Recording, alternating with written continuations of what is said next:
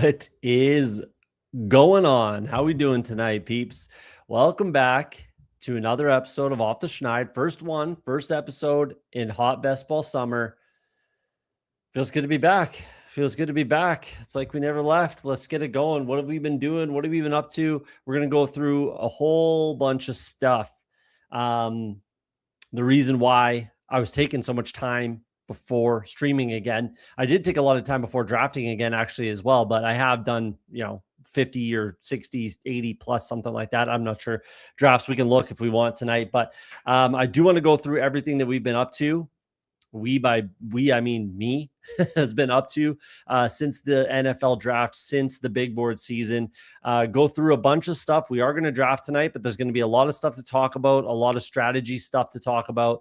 Again, all the stuff that I've been building again since the draft. So quick say what's up to the chat, then we're going to go through a bunch of things here. Hopefully it provides value. That's the goal. I mean, it took me like 2 months literally to do all this stuff, so hopefully it provides some value to some people, and hopefully that's why you're here. But we got Jeff T. Fimst over here.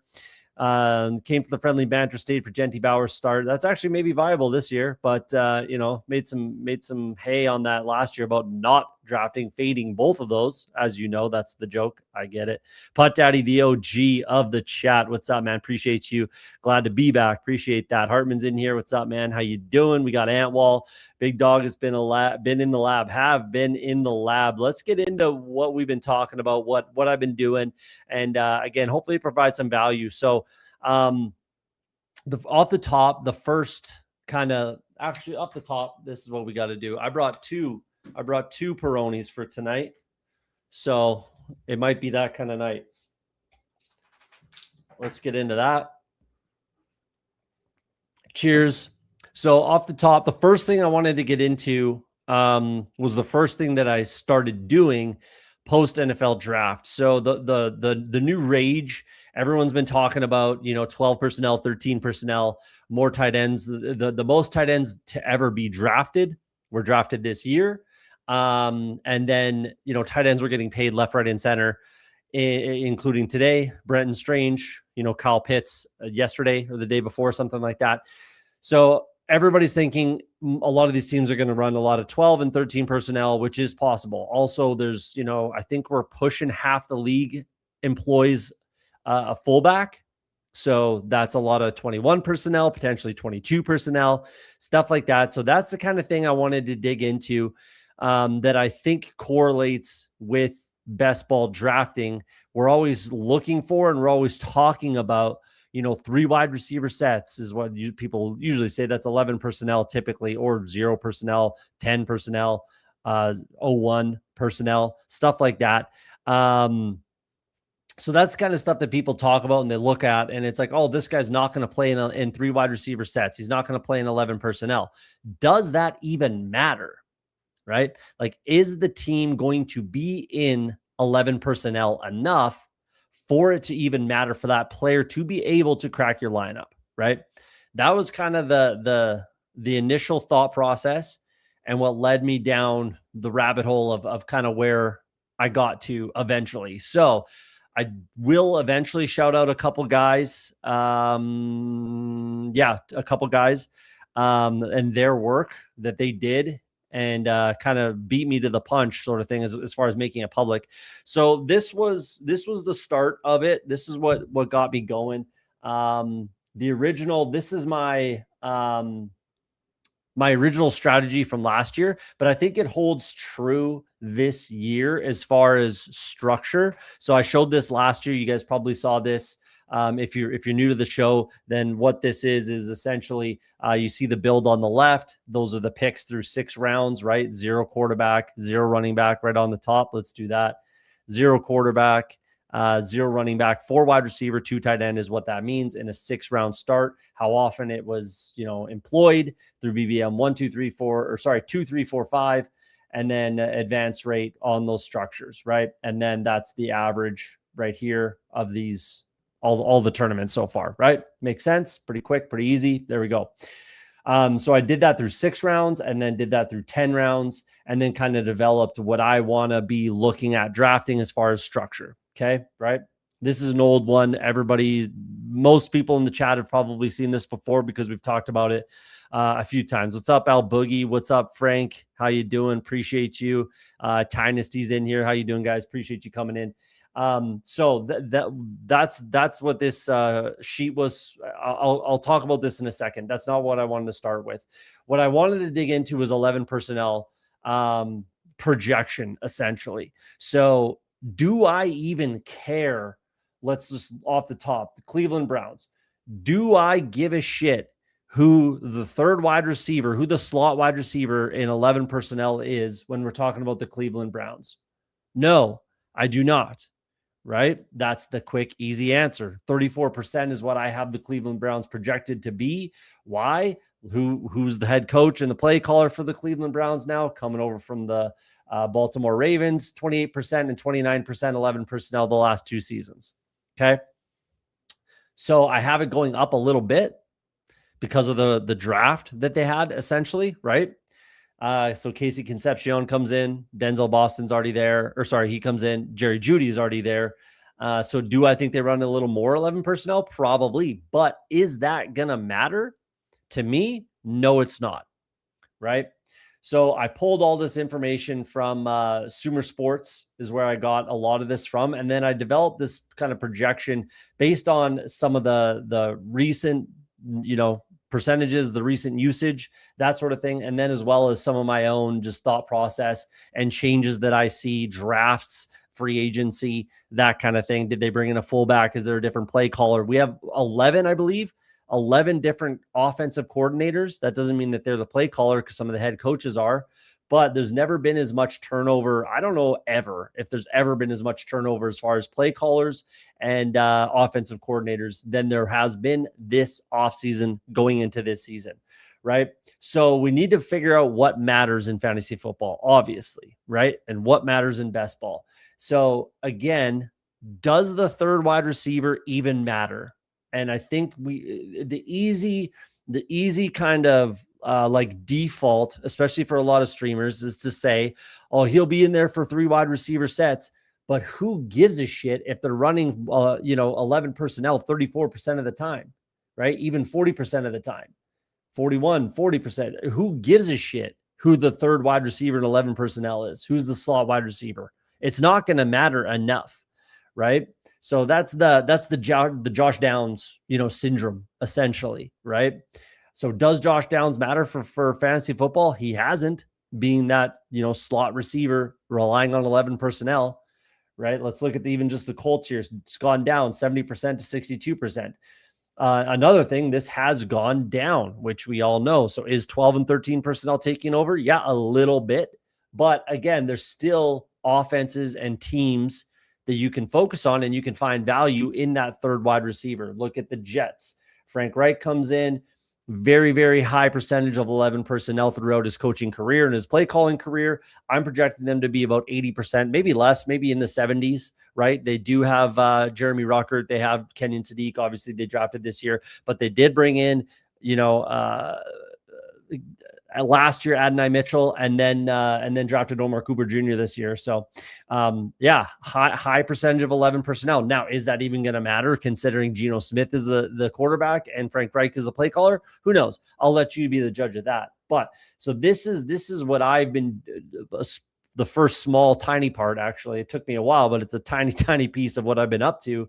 But this is what kind of started the conversation of, okay, who's going to be on the field, right? And there's no point in drafting certain players when we're thinking, oh, he's just he'll be on the field in 11 personnel. He'll be on the field in 3 wide receiver sets. It just may not matter at all. So focus on the wide receiver 1, the wide receiver 2, the X and the Z. Let's focus on those 2 players most of the time in most offenses. So that's something that I did here, was just kind of project out the 11 personnel, right? Maybe we'll talk about this later. Maybe we won't. We may not really have time, may not get into it. Let's get rid of that. Let's jump into a different screen. This was pulled from, I believe it was I can't remember his first name. Heath is his last name. This was pulled from his article that he did, basically doing the same thing that I did, a lot more in depth. And it was a whole written up article, right? Basically projecting 3 wide receiver sets, 11 personnel. So 3 or more wide receivers. That doesn't necessarily mean 11 personnel. Like I said, it could be 01, it could be 10, it could be, that's about it. 0, personnel, that sort of thing. But typically it's 11 personnel. And what I found just comparing the two quickly is they're pretty close. We're pretty even. Our projections might be a little bit different. I was a little lower on his high side. He had the Jets at 94%. I had them at 80. I have them as my highest. He has them as their highest. The Cleveland Browns, they're his lowest. They're my lowest. I have them at 34. He has them at 40, right? So either way, like we were close in a lot of ways, but a little bit of differential there. So this, again, that was a fantastic read. I highly recommend it. I didn't pull any of my information off of that. I had already finished mine when this came out. So I retweeted it, gave the guy some props and everything. It was a great read. The other guy that put something out is Jacob Sanderson. I'm sure you all know him. He put out a similar article at the same time as, I can't remember his first name, Mike Heath, something Heath.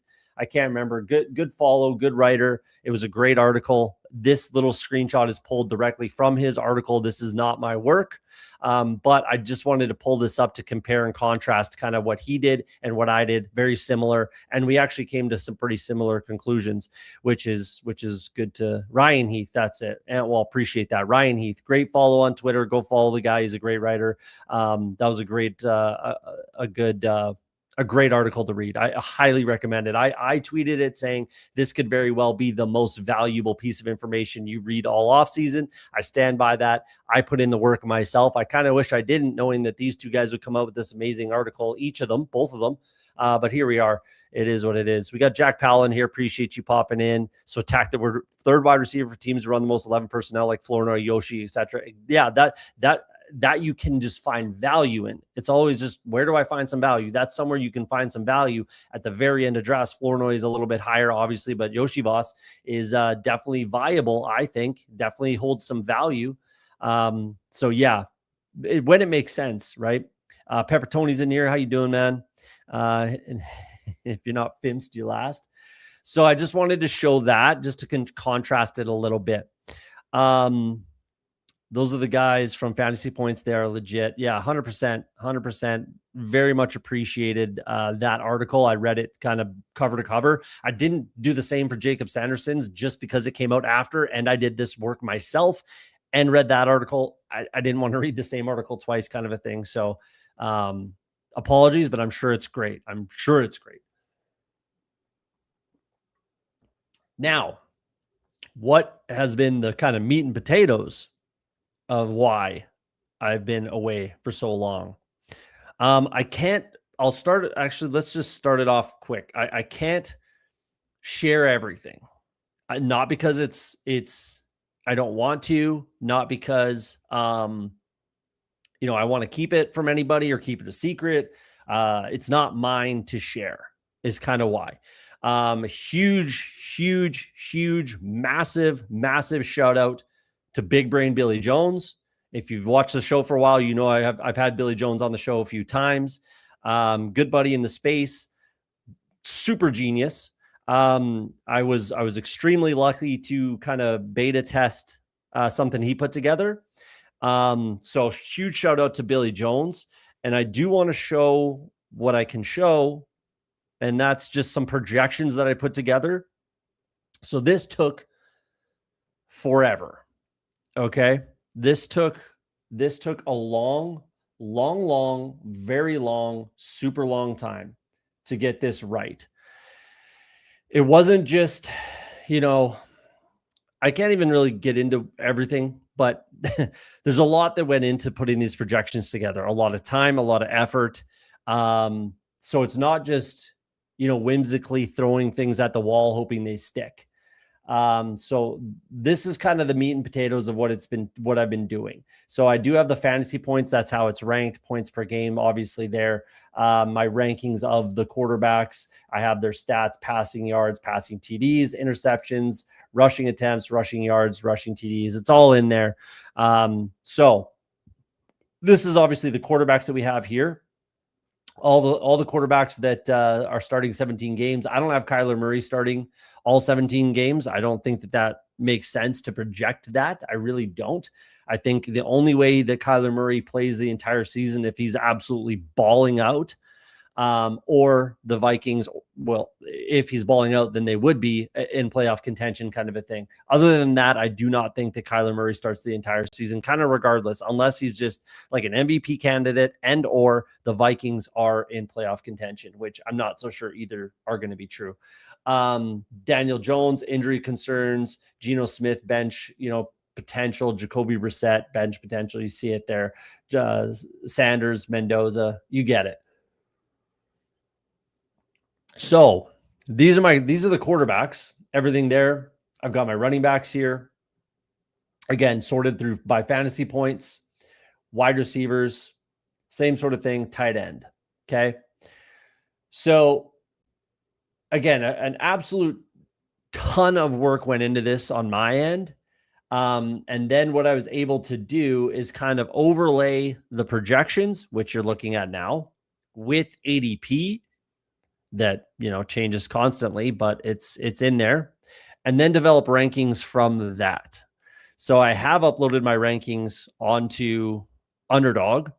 If anybody is interested, I am happy to email you the rankings. It's basically a 50-50 split between the projections and ADP. I will say, maybe we'll get into that in a second. I'll say that, but so this is kind of what I've been defaulting to when I'm drafting, is what my projections are saying. So again, I took all that 11 personnel type of conversation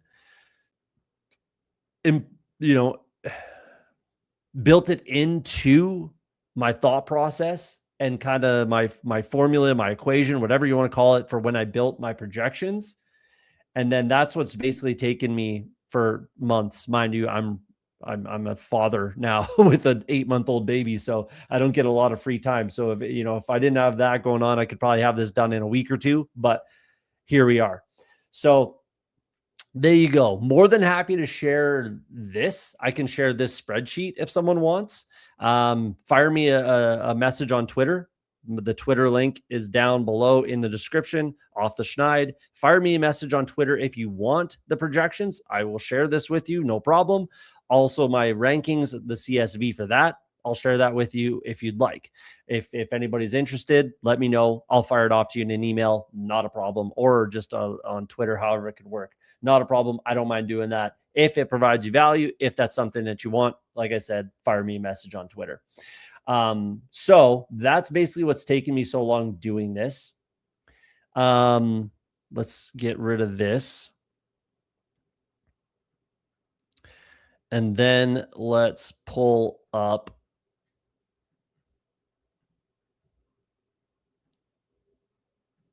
Underdog.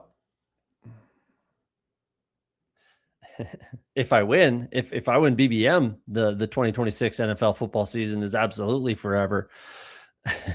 But so again, let's pull up the rankings. So I do, if anybody is interested and they do want it, I'm happy to send the rankings, the CSV for the rankings. I do want to say a couple caveats to that. Number one, not every player is ranked on here, as in Stephon Diggs, Deebo Samuel, guys like that are not on a team. I obviously did not do projections for players that aren't on teams. So I highly recommend, and I would recommend this with any set of rankings, do not auto draft with these rankings. That's not the way it's built. That's not what it's for, is to auto draft, plug in the rankings, auto draft teams, and you're going to win, a tournament or something. It's not the way it's built. You're meant to toggle back and forth between ADP and the rankings for a couple reasons, that being one of them. The other one, quarterbacks are elevated, and I'm not drafting quarterbacks super early. I haven't drafted much of Josh Allen, not a crazy amount of Lamar Jackson. I might get into that a little bit more as we go. Maybe I'll talk about that when we are in the draft room, about my quarterback strategy and stuff like that. But either way, like I said, 242 guys ranked. And those are all through projections, but it's overlaid with ADP. So again, like Chase Brown, I am much higher on the Chase Brown than probably anybody else, I'd imagine, right? As far as my rankings are concerned. But again, I'm not drafting him in the first round most of the time. I do pull him up to the end of the first, though, which I'm sure I'm not the only one doing. But again, it's just like a good kind of snapshot of, again, a blended formula of projections with ADP, and then kind of, using your own draft strategy overlaid onto it. Also, this doesn't account for weeks 15, 16, 17, where all the money is made. So that's going to be, again, where your draft strategy comes into play. So again, I just want to make sure everybody knows, if you do take these rankings and you do want the rankings, wonderful. More than happy to share them with you. It's not meant to be auto drafted with. Okay. Like Josh Allen is pulled up about 14 spots or something like that. I'm never, ever, ever doing that. I'm never drafting Josh Allen ahead of ADP personally. And again, we can get into that strategy and why, but the rankings are built in. That's basically what I've been doing. And it's taken me a long time to get that all done. But here we are, and we're going to rip a draft. Let's get into a Best Ball Mania. This is my 40-something. I've done a lot of Best Ball Manias. I wanted to draft a fair amount in June, and we still are in June. Waiting on 3, waiting on 2 if you want to jump in. We're going to get our Best Ball overlay set up. Give me a sec to do this. Shout out to Best Ball overlay. Then we're going to do a little promo for a Best Ball overlay. So we're going to bring in just the Best Ball Mania exposures. Easy to do. If you don't know how to do it and you have Best Ball overlay, again, fire me a message on Twitter. I'm happy to help you out, but just gave you a quick rundown on screen how to do that. Shout out to Best Ball overlay, Pat and the boys over there, Best Ball overlay, Pat and Josh. Fantastic product. I really believe in it. I like the new overlay, the way it looks. It's changed a little bit, and I do like it. It's a bit of a sidebar situation, which is fine. It works great. You can do with your rankings. You can do ADP. You obviously have the players there. You can do tournament by tournament like I just did with Best Ball Mania. Again, I have my rankings built in with ADP. Combo tool. Make sure you're not putting the same guys together every single time, that sort of thing. Shout out Best Ball overlay. Promo code OTS in the description, link in the description, promo code OTS, save yourself 25%. I highly recommend it for anyone that does volume. I always say that anyone that does any kind of volume, I think you absolutely need some kind of an overlay, and Best Ball overlay is a fantastic one. Support the guys, support the boys. So we got the 3 spot. I don't know. I mean, I haven't been drafted in a while. Obviously, I know Bonner Brian, green badge, is drafted with him many times. King of Kings, Frank's in here. Got to watch out for Frank. If anyone else is in, let me know. If you're watching the screen right now, you may or may not have noticed I have 0% Bijan Robinson. 0%. Might stay that way. We'll see. Pepper Tony, Josh Allen, the 1-2 turn. You hear it here first. Risque. Stephen Hines in here. What's up, man? Appreciate you. I lurk and snipe. You're not in this. I don't think. So I have Jamar Chase actually ranked as my number 1. I'm picking Jamar Chase first overall, second overall, obviously third overall, 21% Jamar Chase. I am hammering Jamar Chase like there's no tomorrow in every tournament, but especially obviously in Best Ball Mania. I am hammering Jamar Chase. So a little bit about my overall strategy. You see my percentages built in there. You can kind of get a gauge on what I'm doing potentially. I was saying it. I mean, I've been away for a little while, but I was saying it about, I don't know, when did the big board season start? February. So in March or so, I started shifting to, hey guys, I think we need to be doing some more zero RB stuff. I'm very much bought into zero RB this year. Zero, hero, whatever. That sort of a thing. I'm very, very, very much bought into doing that. Zigging when everyone else is zagging.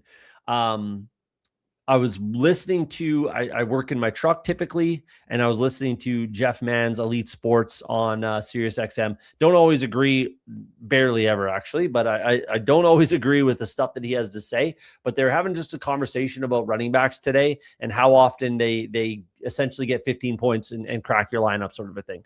And it just was not, it just gave me more, ammunition for why I'm drafting a lot of zero RB. There's a couple reasons. Like I said before, we took that little bit of hiatus, right? All of these running backs are coming off of essentially, career high in touches and in carries, right? McCaffrey over 400, Jonathan Taylor, maybe not career high, but a huge amount of touches. Bijan, Gibbs, even Genty, Cook, right? Saquon, Kenny Walker, all of these guys at the top. So I think that there's tons of value at the bottom of these draft boards with some of these handcuffs. And some of them haven't been the picture of health either. Marion Hampton, so far, he's still young, don't get me wrong. Kenny Walker, obviously, even Jonathan Taylor, McCaffrey, we all know. HN, career high touches. Henry's 31, about to be 32 kind of a thing, though I think he's fine. And then just look at the sheer volume of running backs that are going off the board here, right? So I am going to pull up my combo tool with Jamar Chase, flip it to ADP, and see who I need to be drafting with. I would have definitely taken Bowers there. I might get a little freaky. I don't really like Devontae Smith, if I'm being honest with you. Let's go Trey McBride.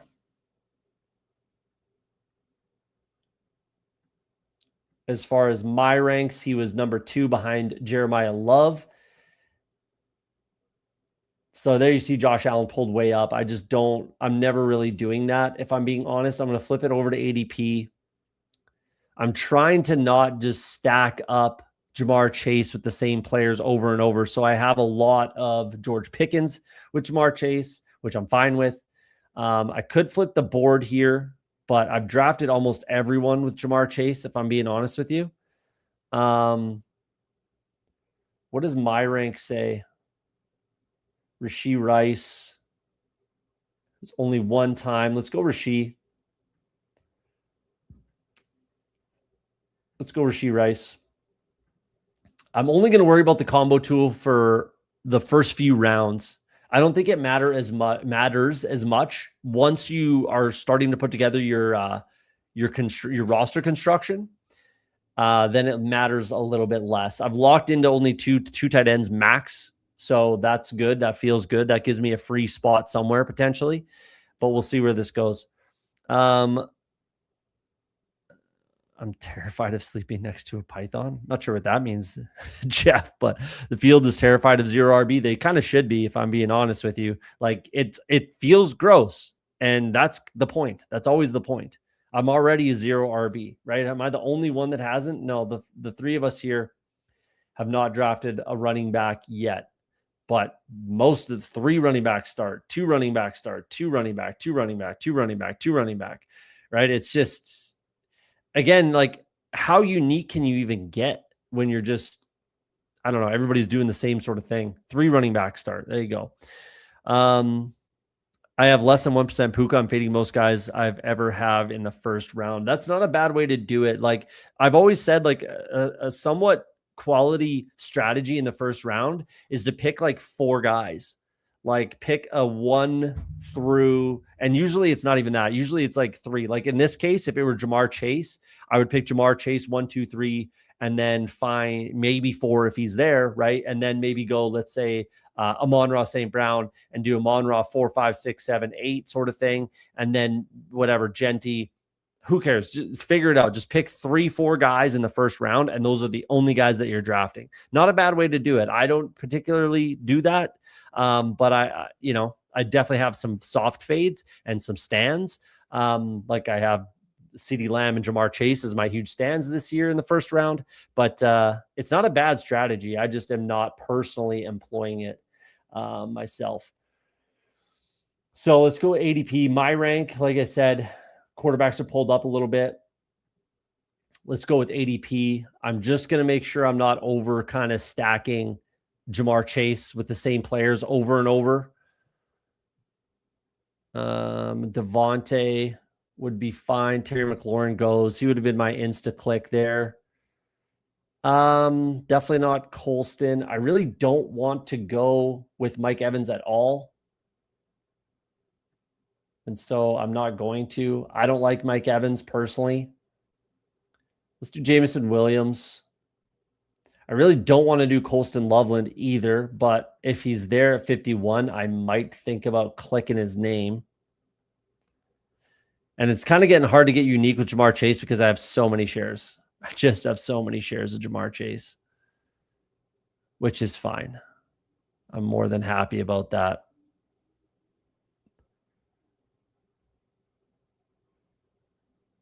So this is kind of where I take a lot of my first running back. A lot of times I like this range right here as my first running back. I don't mind taking Swift here potentially, but I am going to go Montgomery. I'm only 4.3%. That's not enough. He is paired up only once with Jamar Chase, so that's fine. I like Montgomery quite a bit. He's second in line in my ranks behind Lamar. I don't mind the Lamar click either, but I don't think it's entirely necessary. Let's go with David Montgomery there. So this is my typical start right now. I do want to get back to this one, Putt Daddy. My apologies. Intrigued. Why no Bijan? Well, he started as the 1-1, like the pretty clear cut 1-1. So it's honestly never, it's not necessarily a bad thing to just full fade the 1-1. Like I know some people do that. They employ that strategy. How often are they going to pay off the 1-1? Not every year, right? I do like Bijan. Don't get me wrong. I do think that there's some fragility with that team in general at quarterback, obviously. And then on the offensive line, I think there's definitely a lot of fragility in both of those position groups, obviously quarterback. But you could argue that the quarterback position is going to lead to more catch potential, more targets for Bijan, which could be possible. But I just think that Jahmyr Gibbs is a better pick. I had Jahmyr Gibbs ranked over Bijan before he became the 1-1. So you could argue that I should have been the other way around. Hard to say, but realistically, I'm going to be softer on both Bijan and Gibbs. I'm just picking Jamar Chase pretty much every single time. And if Chase is gone, then I'll go Gibbs and then Bijan because that's how my rankings are and that's how I'm keeping them and that's how I'm going to draft. So if Bijan is there for me at the 3 spot, I will take Bijan. Will I mix them in later in the draft season? That's the other thing too, is like Bijan's not going anywhere. The only place Bijan could go or would go is down, right? If he gets injured or something like that, he's going to fall off completely. That's the only place he's going. He's not moving. He's not even going to move to 3. So I can get him there at any point in the draft season. I'm not really worried about it. And Jamar Chase is just, again, I'm really, really, really honed in on zero hero anchor RB type of stuff. So I'm picking Jamar Chase in the top 3 picks every single time. I have mixed in a little bit of Gibbs, before he became the 1-1. But here we are. So we'll see where it ends up. I'm just not drafting him right now because I don't think it's entirely necessary. And I honestly, I don't have a reason for anyone else to fade him. If I'm being honest, I'm not going to say fade him with me because I'm smart. I'm not going to say that. That's never going to happen. I think people probably should pick him, but I'm just not, it's just not part of my strategy is really why. That's the big reason why is it's not part of my strategy. I do like to take quarterback here.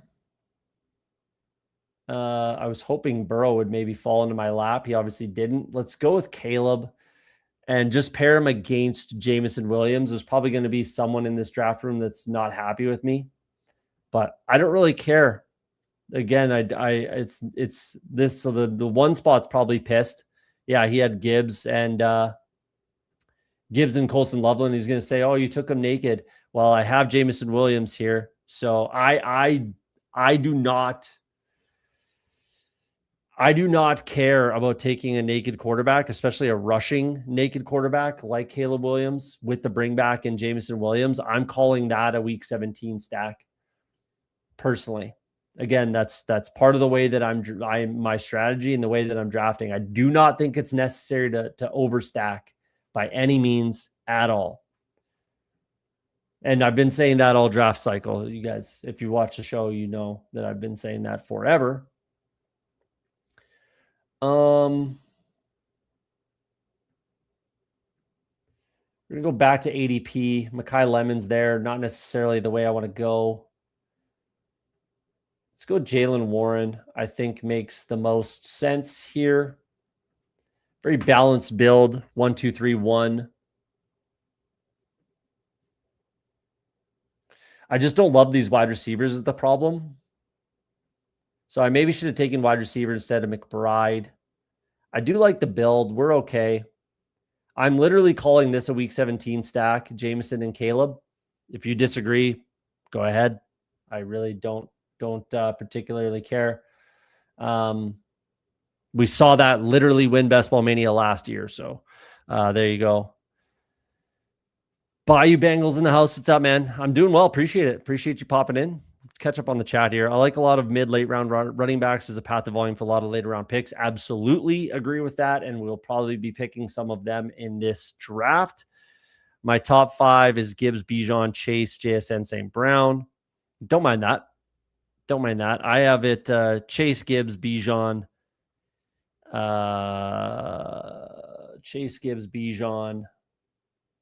Puka, and then probably McCaffrey, though, again, I'm mixing that in and out strategy dependent. I do like St. Brown a lot. I like CeeDee Lamb as well a lot. I'm trying to get up on St. Brown, actually, is kind of what I need to focus on, getting a little more St. Brown, but I don't mind that. Those 32-year-old hamstrings don't want to be on your team either. Derrick Henry, we're talking, I assume. Oh, no, that's are you talking Mike Evans? Derrick Henry. I rarely take hard-nosed stands, but I'll be 0% Cam Scatteraboo this year. Let's take a peek at what I'm at in Best Ball Mania. 0%. I knew it was 0%, but anyways, yeah, I'm having a hard time with Scatteraboo at his price, but I do like Tyrone Tracy, 24%. Tyrone Tracy. I do like him this year. Maximus in the house. Appreciate you, man. Good to be back. Appreciate that. Seems like the naked QB is happening a lot this year. I think it is not because like people are doing it intentionally. If I'm being honest, I don't think that's part of people's strategy. I think it's more just because people are, I don't know, aloof a little bit, or they just panic and feel like they have to get X, Y, or Z player type of thing. I will touch on that in a second, actually, as well, after we make our picks here. If Mahomes is there, I'll probably take him, but I'm not too concerned about if I don't get him. That's for sure. That's for sure. Yeah, I'm not really concerned at all if I don't get him, but I guess I take him.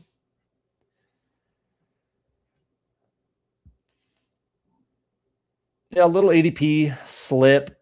I'm fine with obviously Mahomes and Caleb. That's fine, and I'm done there.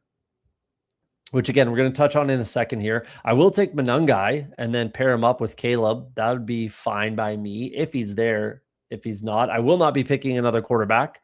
That's another part of the strategy, which I'll talk about in about a minute as soon as we make our pick here. I'm absolutely going to be picking a wide receiver here, 1,000,000%.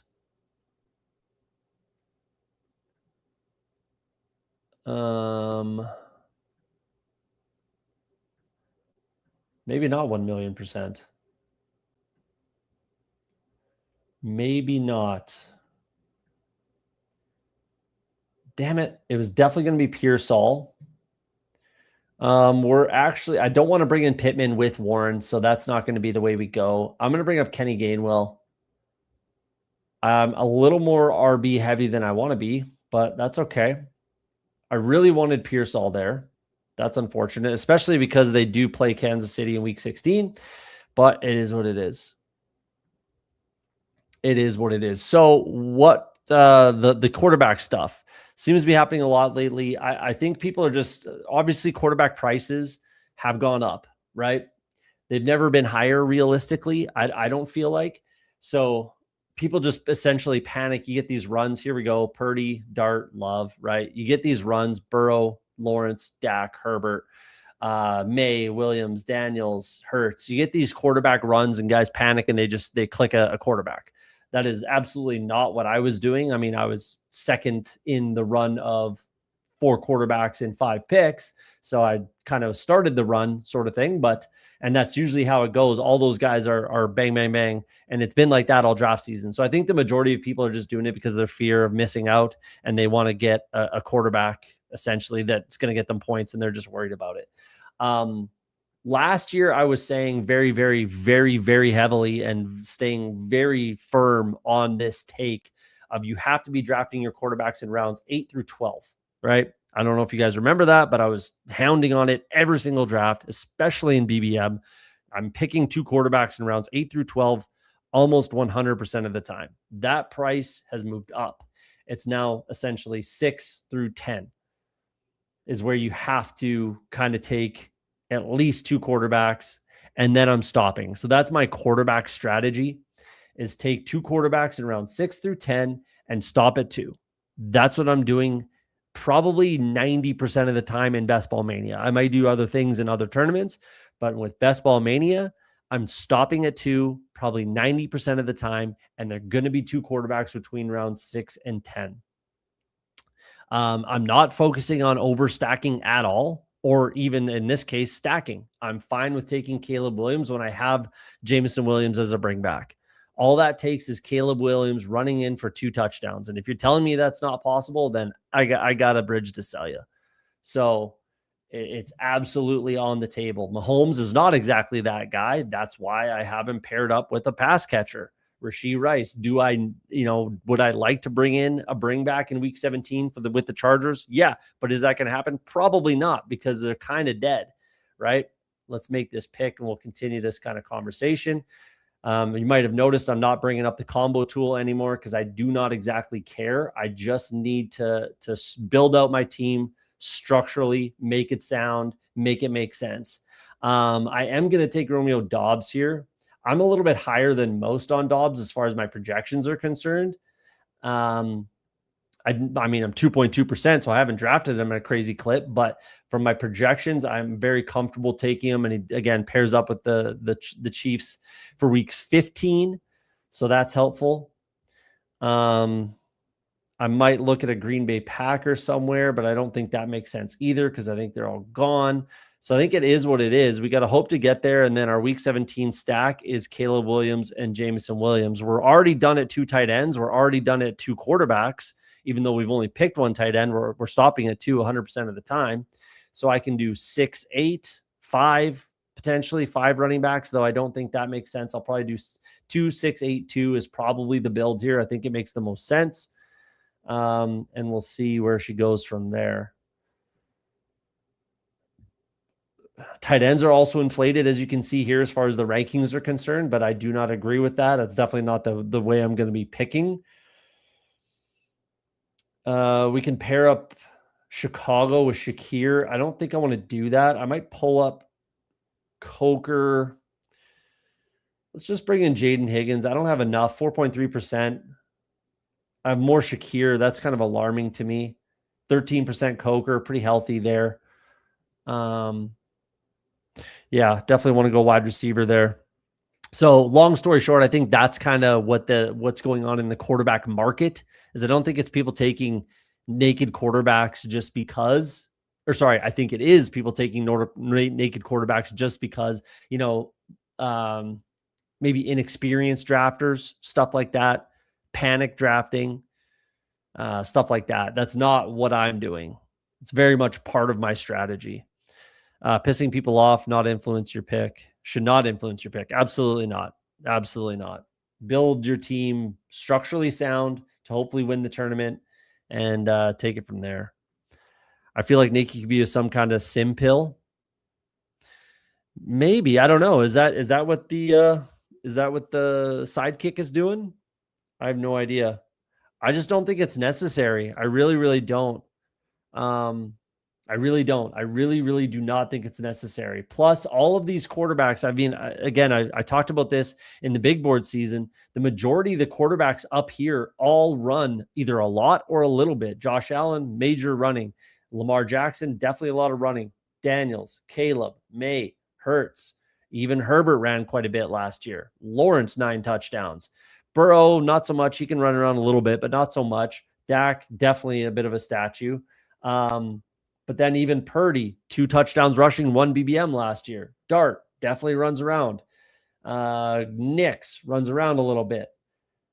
So Kyler, I'm not drafting Kyler, but there he is, right? They all run around a little bit. And if you can get, I think the like sim pill might be putting drafting quarterback with running back. I think that maybe that might be the sim pill. I don't know. Because if you can get like 1 or 2 touchdowns passing from quarterback to running back with a bring back in weeks or kind of week 17 or any of the playoff weeks, but week 17, if you're trying to win all the money, that can be the difference in winning everything. So we're going to get rid of quarterbacks there. We don't need it. We're not picking one. I could take Gadsden here. I might if he falls to my 147 pick.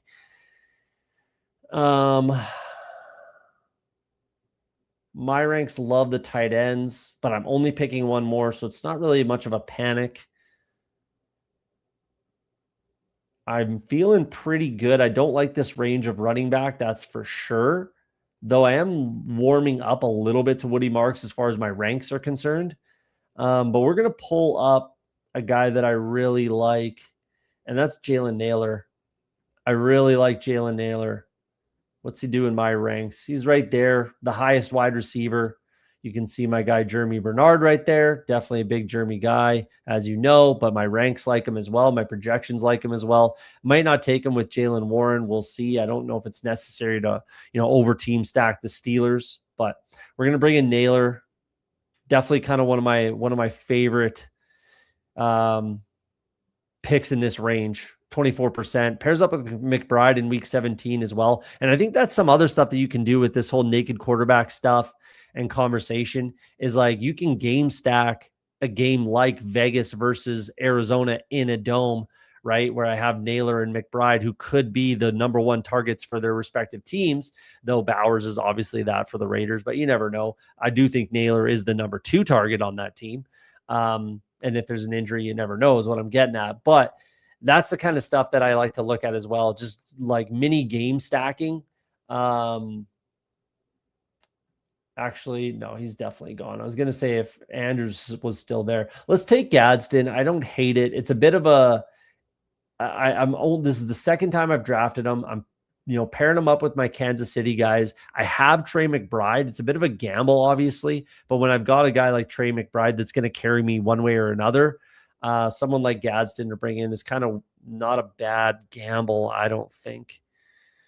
Naked QB is better than no QB. True that. Agree, money. Just feel it. All the bots push the QBs up. Again, I think it's just like inexperienced drafting and panic because there's the prices have never been higher. They've never been higher for quarterback. I don't recall that these quarterback prices have ever been higher than they are this year. So yeah, it's kind of just influencing the way people are drafting. Not knocking the Nick QB, perfect. I appreciate that. I honestly it's fine if you do draft how you draft. Like, don't take my strategy and say that's what I'm doing. Do whatever you do and whatever feels comfortable and whatever you're gonna feel good sinking your money into. But I just don't think I think it's a viable strategy. I really do. I usually draft naked Goff for the rushing upside. Yeah. Right.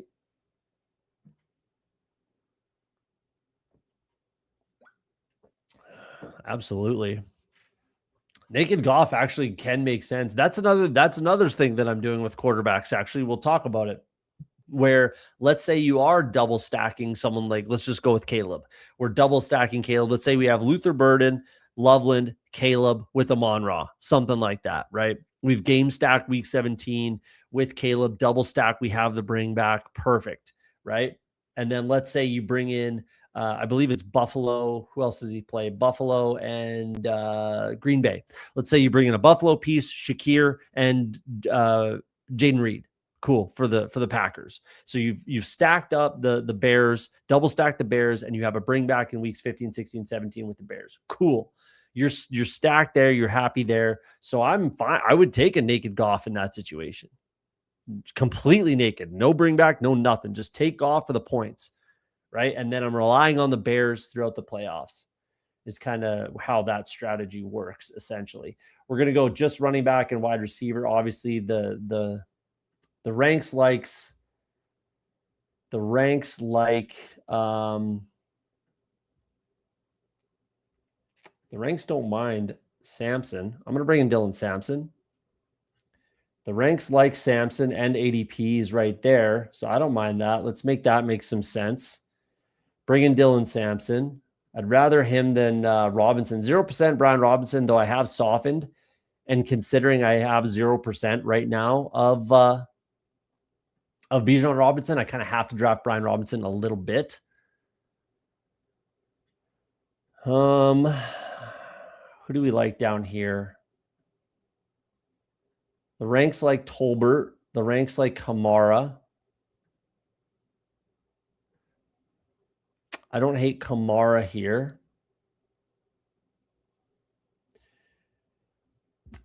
Bigsby is really rising, but that's all just contingency.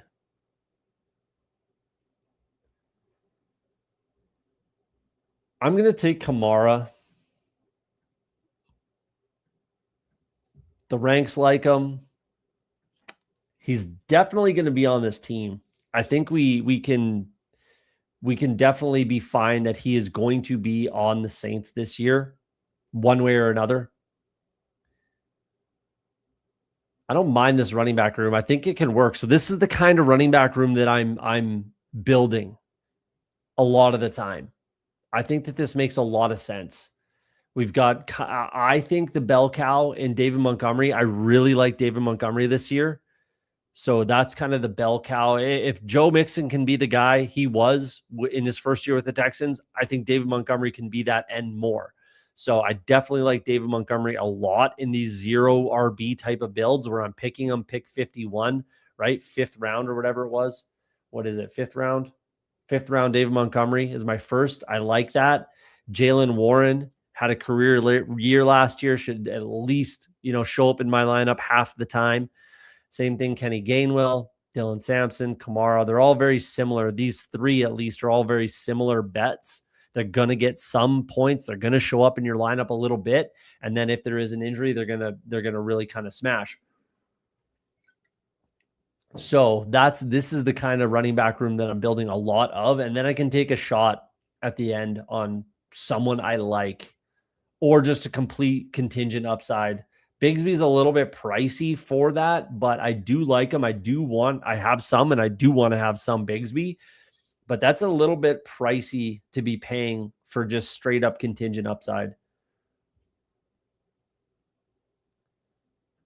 I could take, I guess, a San Francisco, like a Jordan James with the Kansas City stuff to get a little more kind of bring back and that sort of thing. I mean, I could go Ray Davis as well with Chicago.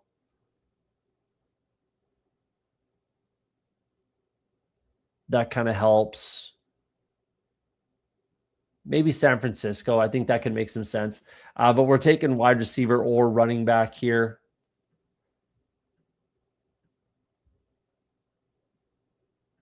My ranks. I might have to start taking Tolbert. I don't know if I need to take him this early. But as far as my projections, they like Tolbert. I'm just going to take Jeremy. If he's going to fall into my lap, I'm going to take him every time. Yeah. 35% Jeremy Bernard post-draft. Still super high on Jeremy Bernard personally. And that's not really going to be changing anytime soon. I really like him in this offense for lots of reasons we can talk about if you want, but I really like him in this offense. You see Yoshivas here, Jalen Knoll, a couple guys that are higher than ADP by quite a lot. Mike Washington, I have a little bit higher than ADP. You can see there. That might change. I might have to adjust that a little bit as far as the ranks are concerned. We're going to just do Ray Davis here. Again, I can afford to take just a complete handcuff contingent upside type of a guy, and that is Ray Davis. I don't mind taking a Buffalo player with obviously the offense that he's in. Week 7 bye is cool too. Pairs up with Chicago. It's all good things. Let's take Ray Davis. I like that. I like this kind of a room. This kind of a running back room texture looks good to me. I actually really like that. I'm going to finish this out with a wide receiver. We'll see who that is when the time comes. And then we'll probably rip another draft if you guys are game. Don't look up naked golf on Google. I don't think you should look up naked any name after that unless you want to see, dicks, essentially. It's going to be, if it's a dude's name, it's going to be naked dudes. CMC is a tough cliff for me. Wrong side of the age cliff, coming off a 400 plus touch season. Not encouraging. I don't disagree, though. I'm too afraid to zero CMC. What am I right now? I think I'm like 6%, which is only like 3 teams. 6.5, 3 teams, literally. Yeah, there you go. So I'm going to be lower than the consensus for sure. I'm going to be lower than the field on CMC. And I'm trying to only take him when he falls, or I'm trying to pull him up, one or the other. I'm never taking him at ADP. I'll tell you that. So that's kind of where I'm at with CMC. I don't disagree with your take. I don't disagree with full fading him, but I'm a little bit too afraid to do that personally. Not scared off by the fact that rookie wide receiver always do terrible with Rodgers at quarterback. No. And it's not because of Rodgers. It's more because of 2 things. Number one, they were drafting Mekhi Lemon, right? They were drafting him before the Eagles swooped in and drafted Mekhi Lemon. So they wanted a player like that. Then they go ahead and bring in Jeremy Bernard, who's very similar in a lot of ways to Mekhi Lemon, right? Could arguably do things a little bit better, certain things for sure. The other thing is the way I did my projections when it came to the Pittsburgh Steelers, I obviously built it off of Mike McCarthy with the Dallas Cowboys. So what did I look at essentially was CeeDee Lamb's rookie year with the Dallas Cowboys with Mike McCarthy in the same position that I see Jeremy Bernard playing. I also think that Jeremy Bernard's a very, very smart wide receiver, very, very smart player, person in general, all that kind of stuff. So that's what I think Aaron Rodgers needs and looks for and wants in a receiver. There's been comps to Randall Cobb, which obviously we know how that worked out. I'm going to go Malachi Fields.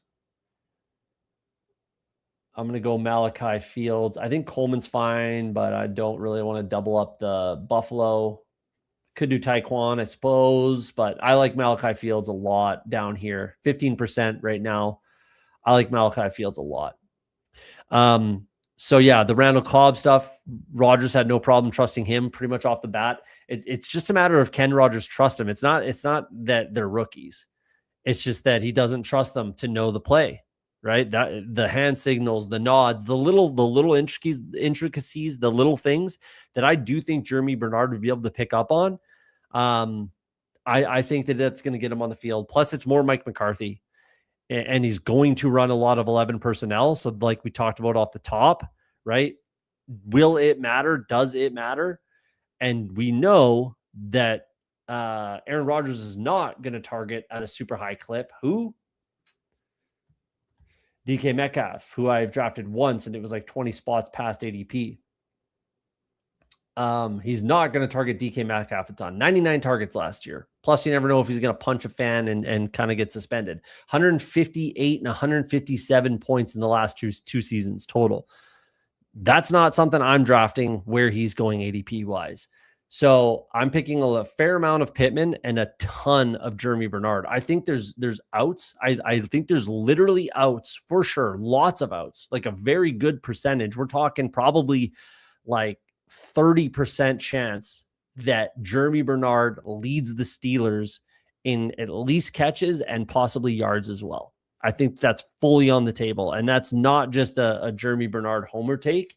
That's building it in with the projections, looking at Mike McCarthy as a play caller, looking at their personnel, what I think they're going to run. And I know it's going to be a fair amount of 11 personnel. I know that for a fact. So he's going to get on the field. There you go.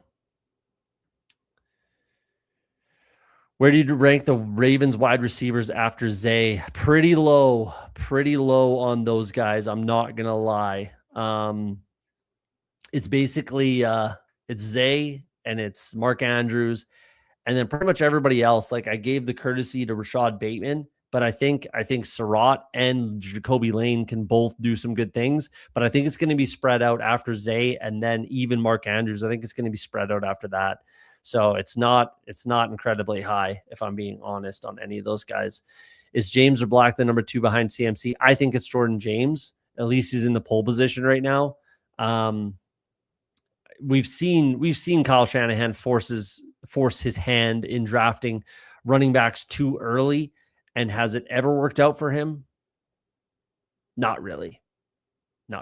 So I'm not too worried about Kalen Black just yet. We'll see if things change. But right now, I would be picking Jordan James as the running back 2, which could be like he could be the winning play. He could be the guy you need 100% with the CMC conversation, or Black. Maybe just draft both. Do whatever you want to do. I've taken a little bit of both, but if I were to pick who's the number 2 behind CMC right now, it's Jordan James.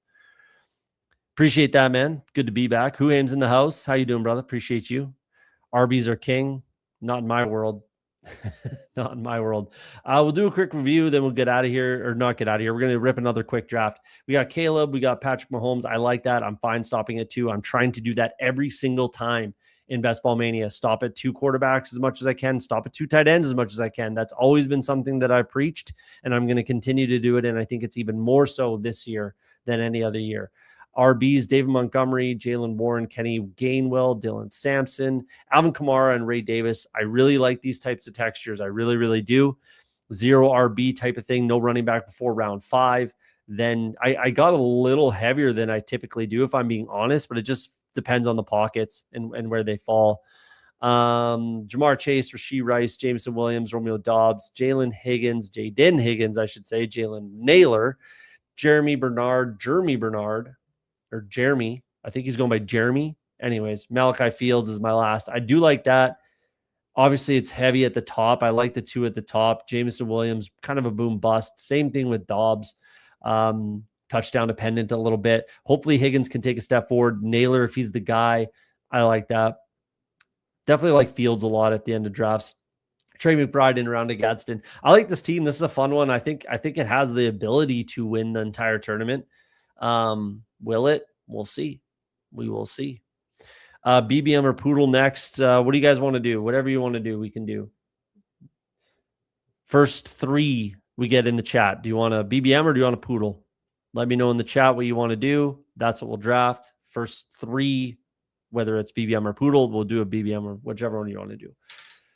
Fire it in, BBM or Poodle in the chat. We got 1 for BBM. 1 for BBM. We got a 3. Not sure what that is. Poodle. Looks like Poodle. Poodle wins. Sorry, guys. We're going to do a Poodle.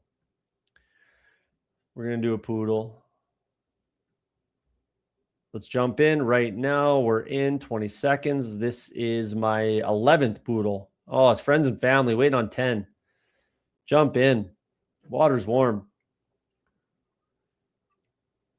This is my 11th Poodle. I'll definitely be maxing the Poodle for sure. I love these Poodles. I hope there's more than one. There was 3 years in a row. 3 years in a row I made a final in the Poodle, but there was like Poodle 1, 2, and 3, I think, back then. And I made a final in a Poodle every time for the last 3 years. But last year they only ran one poodle, and I did not make the final, so that hurts my feelings.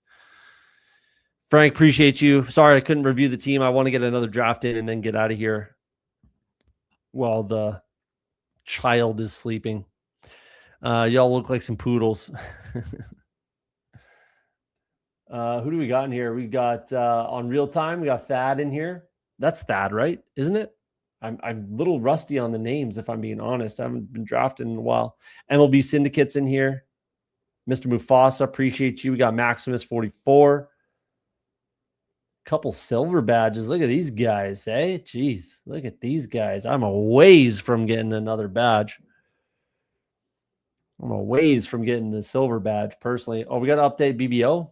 Hit the BBO, portfolio, manage data. We're going to go with just poodles. Get rid of the rest. Update that.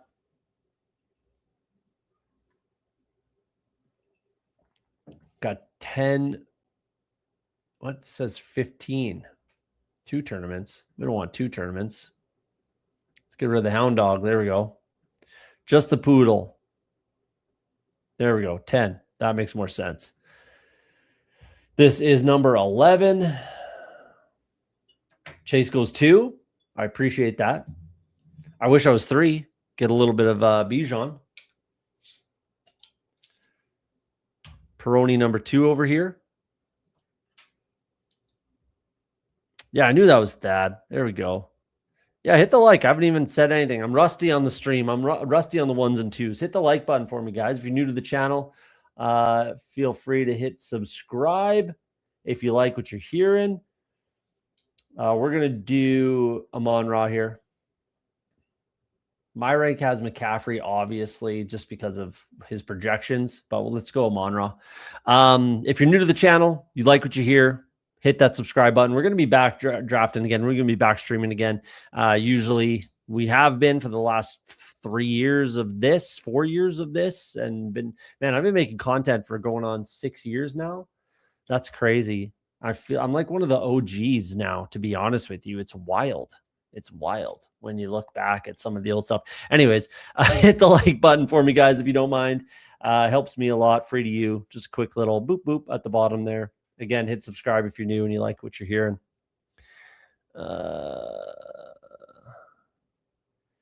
Damn, try to get in, phone glitched. You had time. Sorry, man. I appreciate that. I apologize. I apologize. There's lots of time. There's waiting on 10.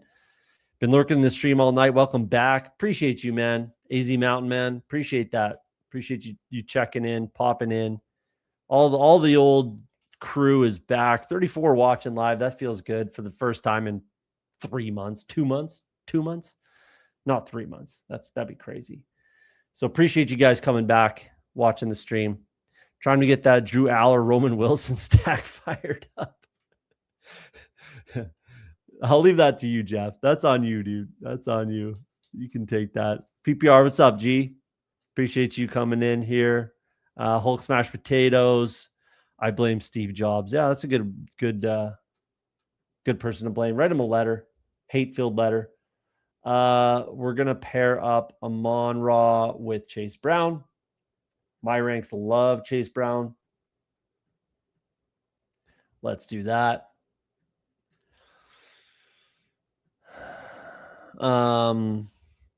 Yeah. Appreciate you guys popping back in. It's good.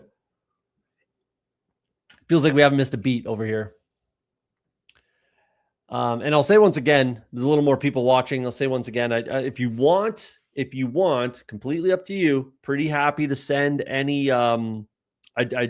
If you go back and watch the start of the show, if you missed it, the start, what I've been doing, why I was away for so long.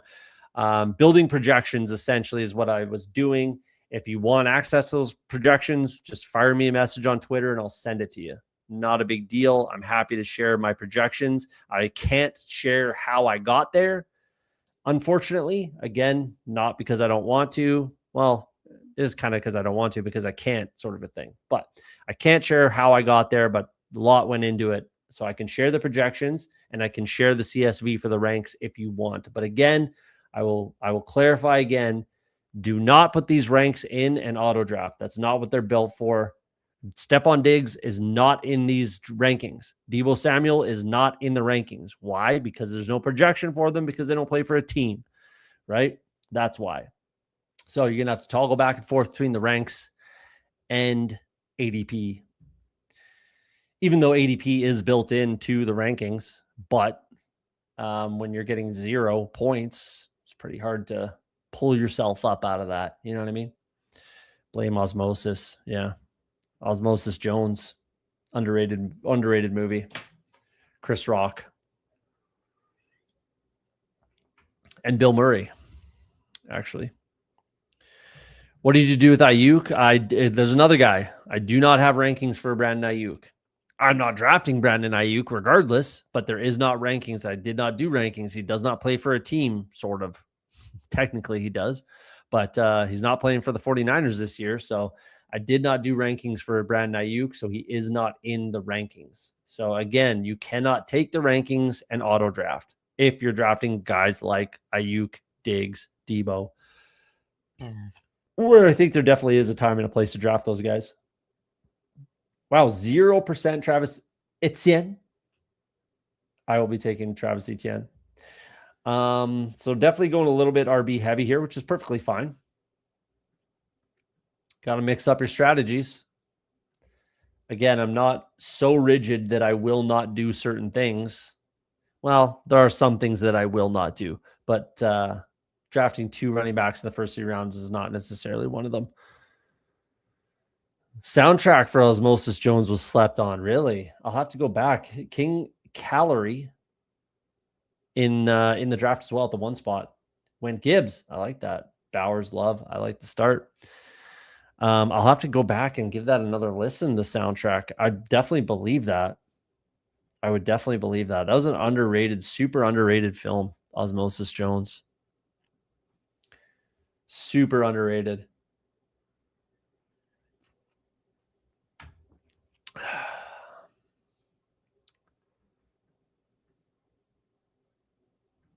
Super underrated.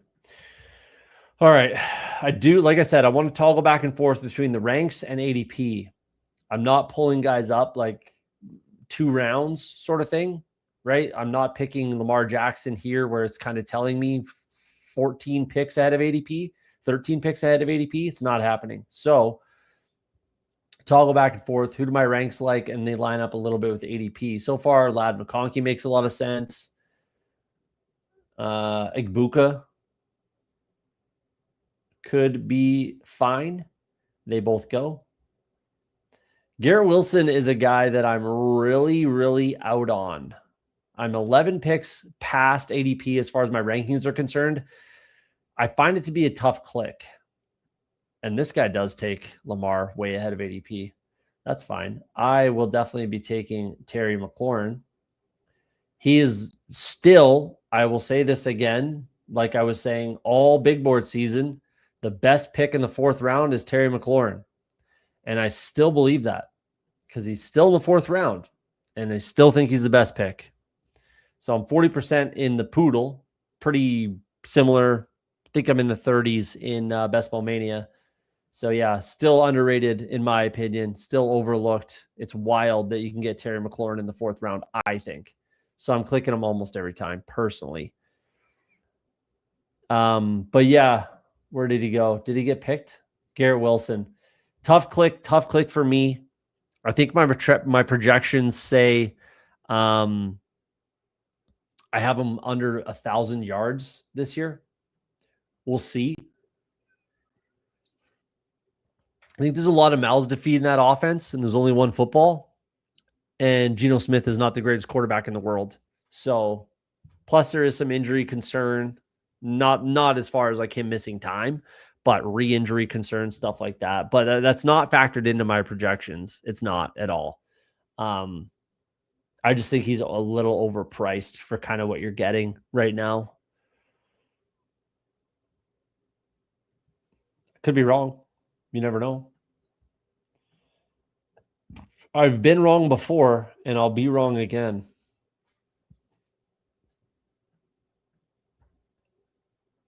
Definitely the ranks like quarterbacks, like I said. So not the direction that I want to go personally. As far as my ranks are concerned, Pollard's pretty high. A lot higher on Pollard as far as my rank in my projections than ADP. But I'm never clicking him at 48. I'll tell you that much for free.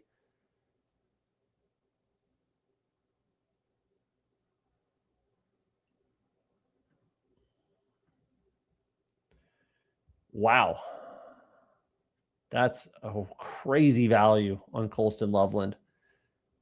I was just praying he would go or last to me. That's unreal. I've got the week 17 stack of Monraw Loveland. That's really fun. 8 picks past ADP, which is crazy. 10 picks past my ranking. So I have Colston Loveland ranked right at ADP, essentially. I have him ranked at 44. ADP is 46. I like that. I got him 8 picks past ADP. That's lovely. Very lovely. This is a really fun start. This is a really, really fun start. I like this start a lot. We might be drafting the Poodle winner tonight, boys. And girls, if there are any ladies in the chat tonight. Where do you land on Keaton Mitchell? I know you loved it. I do like Keaton Mitchell. Where is he as far as my ranks? Let's take a look.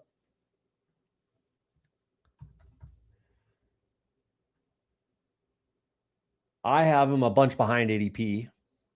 I'm 30% in the Poodle. I do like Keaton Mitchell. Obviously, again, that's another reason why you can't just take these rankings and auto draft, because it's all contingency upside. It's all injury upside with Keaton Mitchell, right? A lot of it, not all of it, but a lot of his potential production is based on a Hampton injury or just outside factors, essentially, right? So I'm way behind, 30 picks past ADP as far as my rank is concerned, but I do like him 30%. I'm still drafting him at or around ADP, especially in the range of running back that he goes. I like him over the guys that he's surrounded by. That's for sure. Where is he? Down here. Wow. Oh, that's my ranks. Jeez. Let's go to ADP. So Marks, Pacheco, Coleman, Charbonnet, right? I'm taking Mitchell ahead of all those guys, which he does go. That's fair. But he's kind of the last guy in this whole range that I do like. I like Mason. I like Rodriguez. I like Tracy. And then Keaton Mitchell's kind of the last guy as far as that's concerned. We'll definitely be taking Jaden Daniels here with Terry McLaurin. I like that.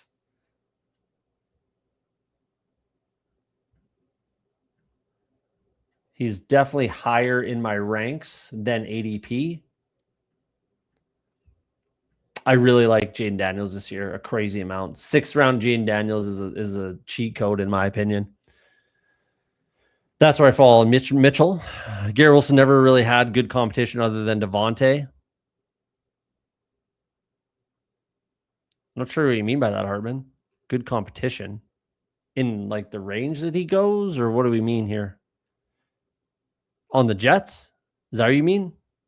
I see what you're saying. Like they brought in Omar Cooper. They now have Adonai Mitchell. They have Sadiq, all that. I get what you're saying. Yeah, I agree with that. It's going to be hard for him to get 140 plus, 150, 160 targets. So, yeah, I'm pretty out almost completely on Garrett Wilson, if I'm being honest. It's a tough click for me personally. Adam's in the house, nice and blunt. What's up, man? Appreciate you. Yeah, we're back at it. Go back and watch the start if you want to hear the whole long spiel about why I've been away for as long as I was, but putting in work. I've been in the laboratory, and yeah, hopefully it pays off. And if anybody gets value out of it, you're more than welcome to get access to that stuff. I think we are drafting the Poodle winner tonight. Let's go. Well, we can't both be. Syndicate likes his team. I like this. I like this squad a lot. A lot. I like this squad.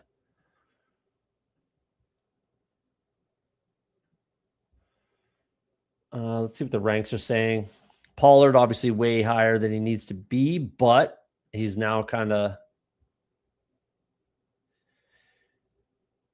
caught up to ADP. I will not be drafting DK Metcalf. I'll tell you that much for free. Quentin Johnston, I guess, could make some sense. Alec Pierce. The projections kind of like him, but I don't. I think it's just got to be Tony Pollard. It kind of has to be. My rankings love him. It's right there for ADP. It makes sense for the team. I'd rather take a wide receiver here for sure, but who do I take? So let's go Tony Pollard. I think it makes a lot of sense. Frees us up to stop at 5 running backs potentially as well. So we can stop at 2 quarterbacks. We can stop at 2 tight ends. We have a lot of flexibility with this build. We're going to have to catch up a little bit, obviously, at wide receiver, but it's not, a panic or anything. We got the man, the myth, the legend, Pat from the Fantasy Dog Pound, BBO's finest. What's up, man? Appreciate you popping in here. It's got to be late in your neck of the woods. Appreciate you. Jaden been falling to the 7th on DK last few days. Free info for anyone who wants to play along. Yeah, that's a steal. That's a ridiculous steal. 7th round. I've gotten Jaden Daniels in the 7th round on DraftKings, on Underdog as well. DraftKings, on Underdog as well. So I'll take him every single time, naked as fuck down there. But 6th round is a deal. So there you go. Target competition. Yeah, I hear you. I figured it out. Worked it out in my tiny little pea brain. Appreciate that. Good to be back, man. Appreciate you, Bukowski. Appreciate that. Good to be back.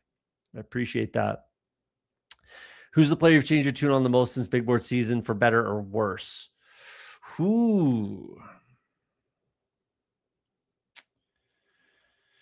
For better or worse?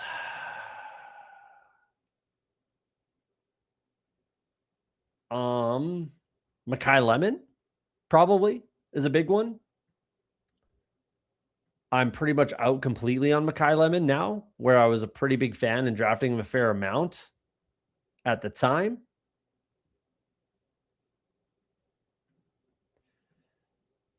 He's definitely in that conversation for sure. We're going to do... I like Jaden Reed here. I think makes a lot of sense.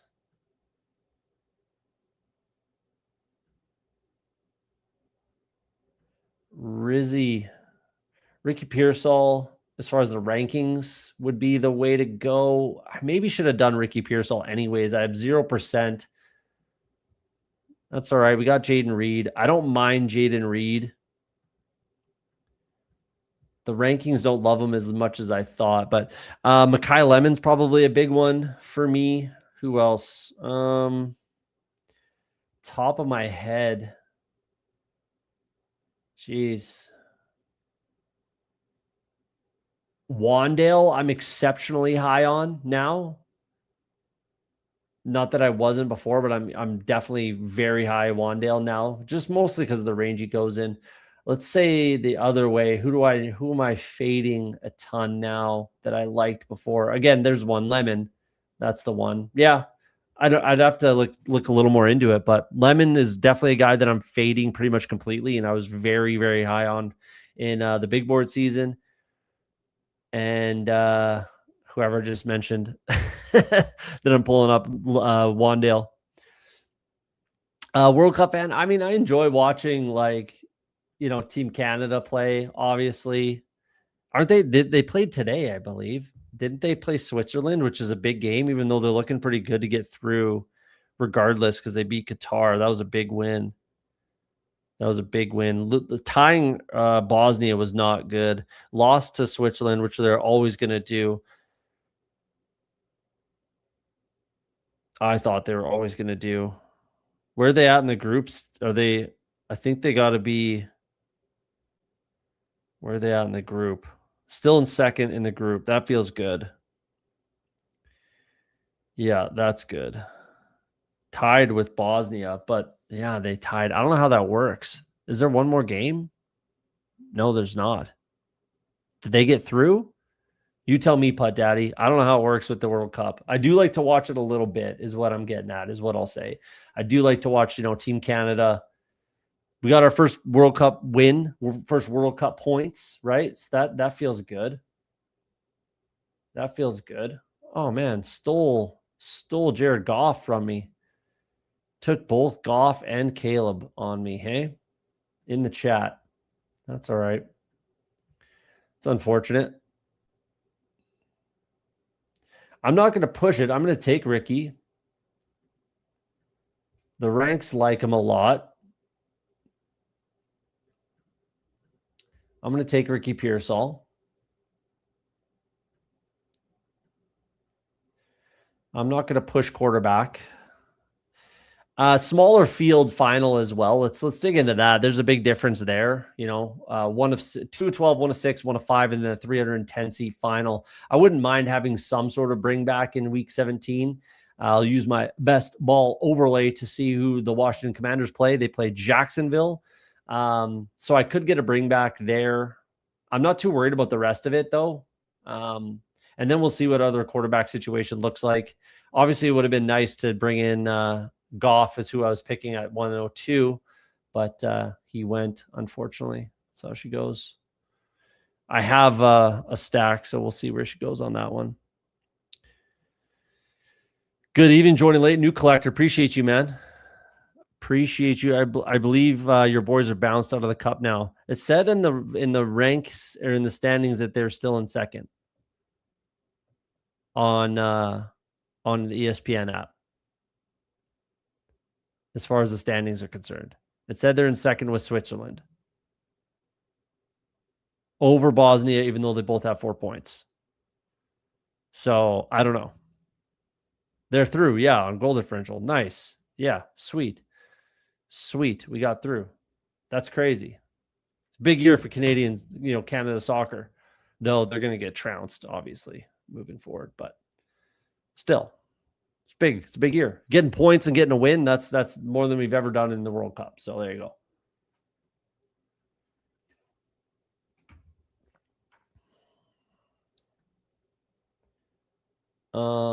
What are we doing here? Wandale goes. Love me some Wandale. I could go Jacoby at a pretty nice discount. Makes a lot of sense for our Washington situation, but then it's going to get dicey at quarterback. I'm still going to do that. I'm going to take Jacoby. I think that makes too much sense with our week 17 bring back with McLaurin. I think that makes too much sense. That's all we need for week 17. Then I also have this mini game stack, Loveland, Amon-Ra. That's great in week 17. We'll take our chances at quarterback. I think there's other guys we can get that'll be fine with stopping at 2. I'm not too worried about it. Yeah, Team Canada. That's what's up, man. 2 out of 3 and third place teams advance too. So Bosnia should be through top. Oh yeah, that's weird.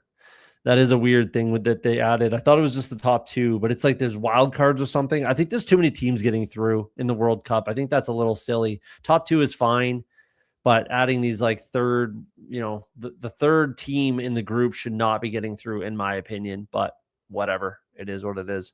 Emo Cowboys in the house. Appreciate you for popping in, my guy. We got 2 of the 3 Toxic Tower representatives popping into the chat tonight. Guess we know who to hate on these days, but he's been getting a lot of hate. I don't know if he needs any more from me, but can't advance. You betcha we did. Yeah, what's up, man? What's up, OTS? Nice to see you back. Everything good? I am very well. I've been super busy in the lab doing some stuff, and then raising a child takes up a lot of time as well.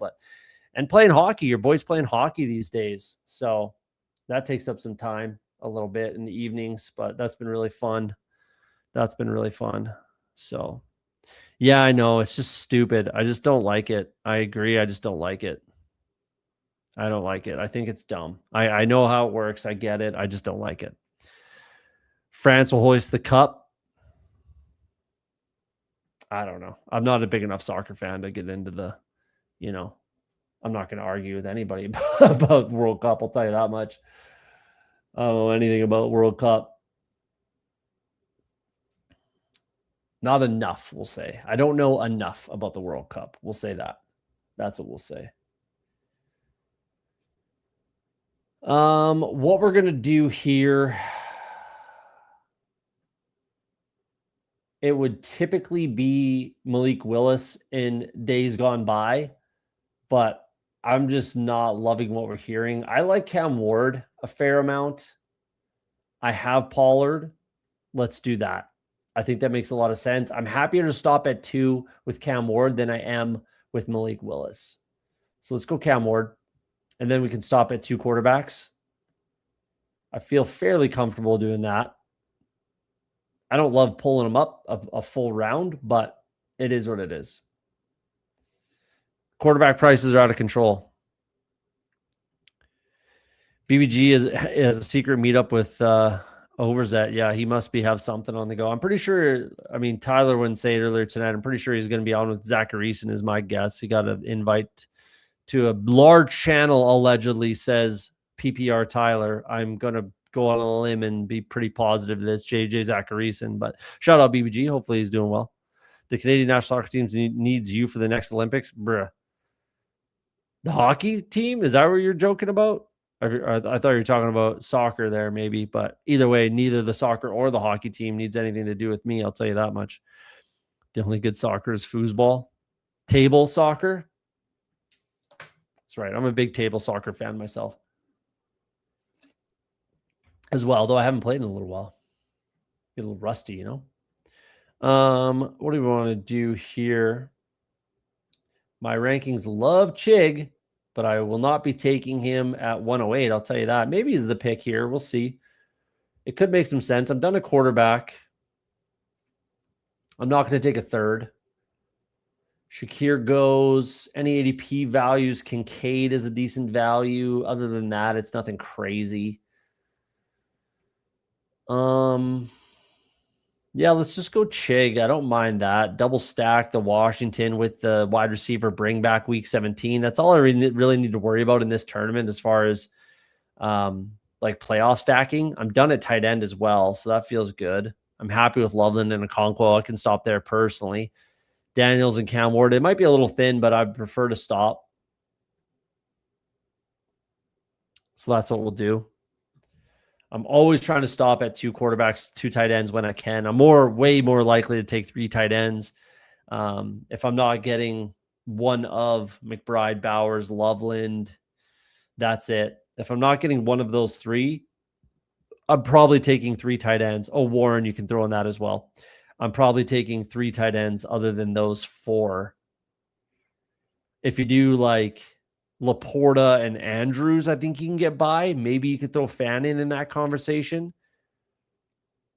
Like Fannin, Andrews, Kraft, Laporta, 2 of those 4, I think maybe you can make work. Maybe you could throw Pitts in that, but I probably wouldn't. Yeah. Other than that, I'm taking 3 tight ends almost every single time. I'm much more likely to take 3 tight ends than I am to take 3 quarterbacks. I'll tell you that much.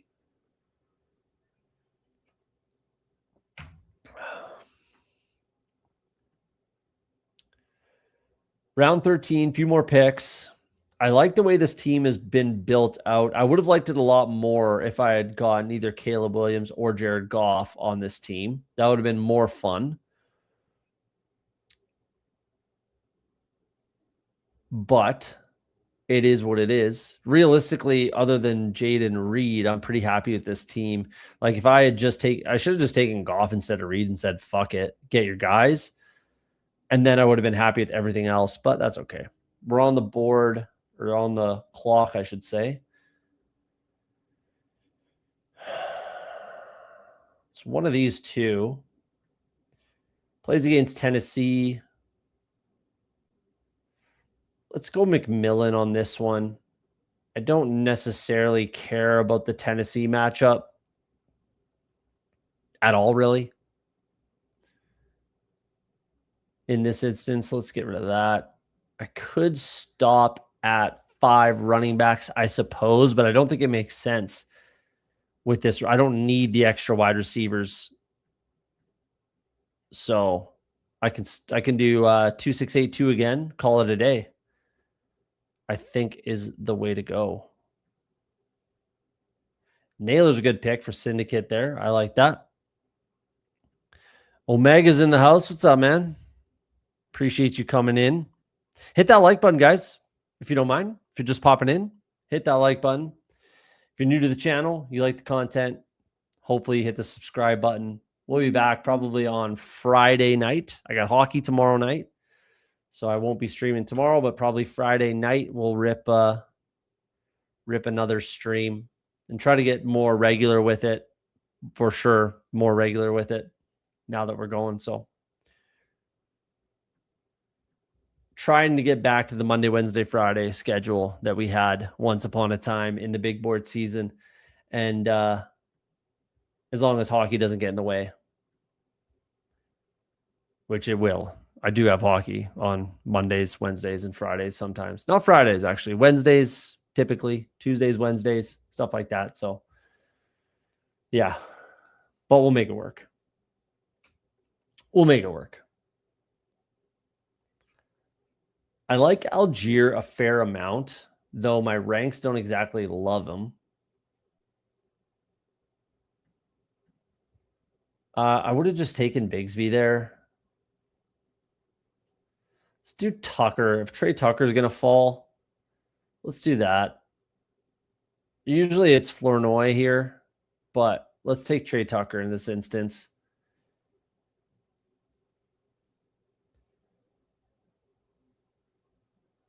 Kind of works. Obviously, the Tennessee, like we said about Naylor. Let's do that.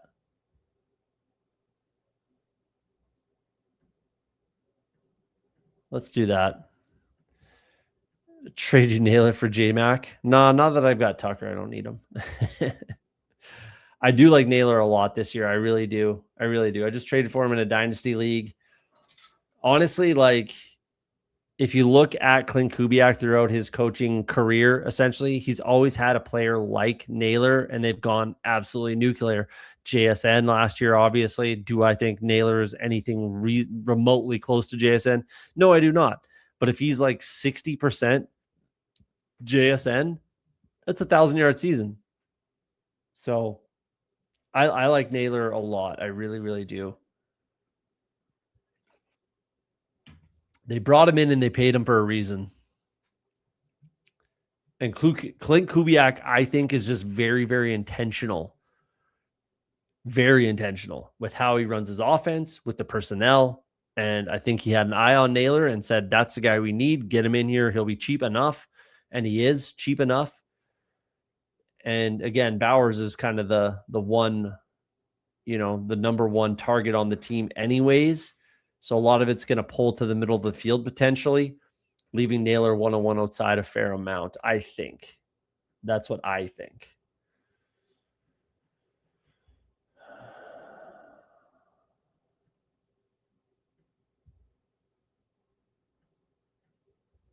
I don't mind Samson here. Brian Robinson can make some sense as well. Does pair up with Washington. I am just going to take Jeremy Bernard, though. Pairs up with the Tennessee stuff. That's fun. I have him ranked way ahead of ADP. I'm done at wide receiver now.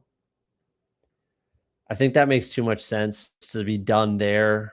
And considering I started with the 3 running backs somewhat early and then only 2 wide receivers, I think I need to strengthen up that wide receiver room, which I think I did a good job of. I like this wide receiver room quite a bit. And then our running backs are fine considering I brought in Pollard, started with 2 of my first 3 picks were running back. I think that this is a good kind of texture. Yeah, he definitely is. He definitely is still my go-to guy. He definitely is. I really like him in this offense. I really do. I look at, not that I think he's going to replicate exactly what he did, but I think he can get close. What I look at is CeeDee Lamb's rookie year with Mike McCarthy with the Dallas Cowboys. That's what I looked at when building out projections for Jeremy Bernard. And do I think he's going to get all the way there? I don't think so. But CeeDee Lamb wasn't even a 1,000-yard receiver as a rookie. Am I expecting that out of Bernard? No. But I am expecting him to outpace this ADP. So I think he's still a fantastic click. And it's basically a huge bet against DK Metcalf. So that's what we're doing. We are going to go based off of ADP on this pick. We're not going to take Kamara. I'm not doing Etienne and Kamara on the same team. I'm not doing Singleton and Pollard. Therefore, it's Ray Davis. That's who I'm picking here. Don't necessarily love that click, but that's what we're doing.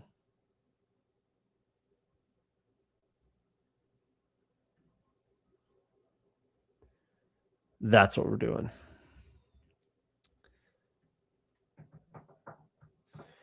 Do I think the Tennessee backfield? I don't know. I'm pretty out on Tajay Spears. That's another guy that I guess we can talk about with that comment earlier, who's someone I'm out on now. Tajay Spears. I was drafting him a fair amount in pre-draft, and I don't know if I've clicked him a single time in post-draft. I have clicked Nick Singleton a little bit. I have clicked Tony Pollard a fair amount, but I just don't think we can trust Tajay Spears to stay healthy these days. That's my biggest concern with him. He just hasn't been able to stay on the field. The dude doesn't have an ACL, literally, in one of his knees. So, bit of an issue, It's a bit of an issue. And it has been throughout his career. He has not been the model of consistency and availability. So, I have a hard time clicking Tajay Spears when this regime just drafted a very similar type of a player, but bigger, stronger, faster, potentially. All of those things. So it's a tough one for me. I'm only taking running back here. That's why I have only running back open. I'll be taking 2 more to wrap up this team. So hopefully, Kamara is a good click here. I'm not doing it. Even if he's there, I'm not taking Kamara. Same thing with Singleton. Even if he's there, I'm not taking Singleton. I just don't think it makes sense for this team. I really, really, really don't. Singleton's gone. Kamara's still there. I have 50% clip on Kamara and the Poodle. I'm just going to take Braylon Allen. I think it makes more sense. I don't really want to double up on Saints running backs, especially like an age. I just picked Kamara in the last draft, so I don't not like Kamara, obviously. It's just, I don't think it makes sense with this build. I think roster construction wise, I just don't think it makes sense. Obviously, Ray Davis and Braylon Allen are pretty much just contingency upside type guys, but I'm fine with that. When I have Pollard, Etienne, and Brown, I should be good. I should be good as far as points are concerned. So there you go. I just need these guys to potentially show up and maybe if they're league winners, then they're league winners. And that would make me happy, obviously. I need to go back and watch the beginning of the stream. Did you work on your projections and rankings? 100% I did. I will share them if you want them. Fire me a message on the Twitter machine. Link in the description for my Twitter. Go follow me on Twitter. I'm trying to get to 1,000 Twitter followers, actually. I'm pretty close. 930 something or other on the Twitter machine. So I'm trying to get to 1,000 followers over there. But fire me a message if you want the CSV for the rankings. Again, I will say it for the 3rd, 4th, 5th time, whatever it is tonight. These rankings are not meant to be plugged in and auto-drafted. They are not. Watch the beginning of the stream. I'll explain it a little bit better. But they are not meant to be auto-drafted with these rankings.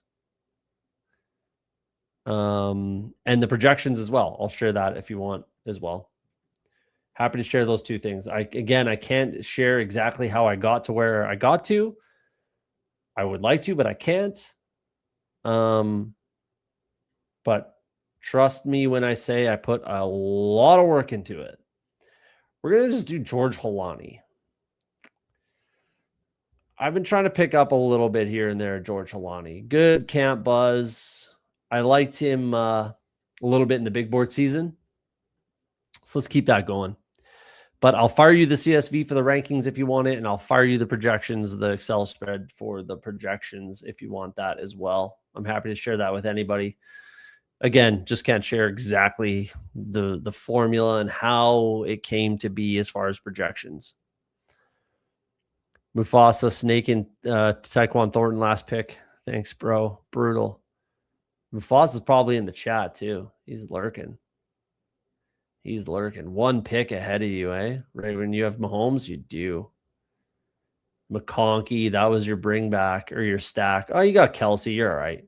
You're all right. That is a good last round pick, though. I like Tyquan quite a bit down there. It's a good click. It's a good click.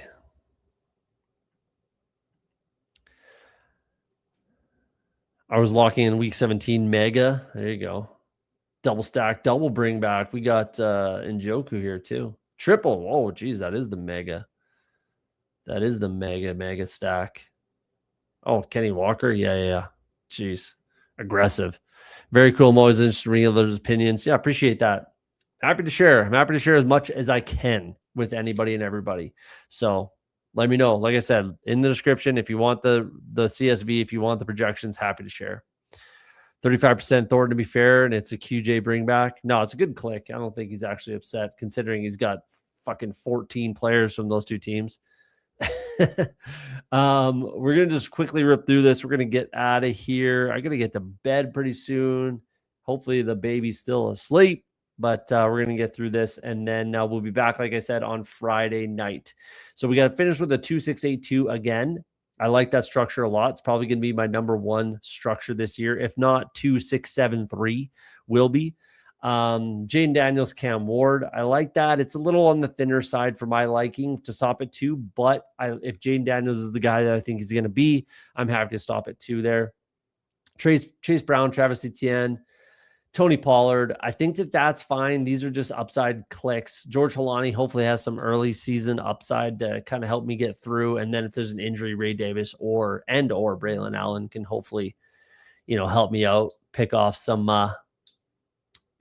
weeks, show up in my lineup a little bit. But it's basically the top 3 that I'm really banking on. Amon-Ra St. Brown, Terry McLaurin, Jaden Reed, Ricky Pearsall, Jacoby Myers, Jalen McMillan, Trey Tucker, Jeremy Bernard. I think that's super strong considering my third wide receiver wasn't until Jaden Reed at pick 91. Got a nice discount on him, so that's helpful. Nice discount on Tucker. I actually think this is fairly strong considering I'm happy with this wide receiver room. I'm very happy. Nice discount on Jacoby Myers. That's really helpful as well. With being the bring back too. That's fun. Colson Loveland and Chigakonkwo. I like that. Double stack Washington with the bring back. Jacoby Myers week 17. I've got bring backs for week 16 and 17 with the Titans situation. So that feels good. Fun team, fun drafts. Appreciate you guys. Appreciate everybody popping in again and hanging with me tonight, back after a couple months being off. We will be back, like I said, Friday night. If you want to go back and watch the start of the show, there's some good information in there. And, like I said, send me a message if you want any of that stuff on the Twitter machine. We'll make it happen for you. We're going to get out of here for tonight. Hopefully you enjoyed the show. Like I said, we're going to be back. We're going to be more regular. Like I was saying off the Schneid, if you're afraid to be wrong, you'll never be right. Hopefully tonight we're right. We win both the Poodle and Best Ball Mania. Again, thanks for hanging with me. Have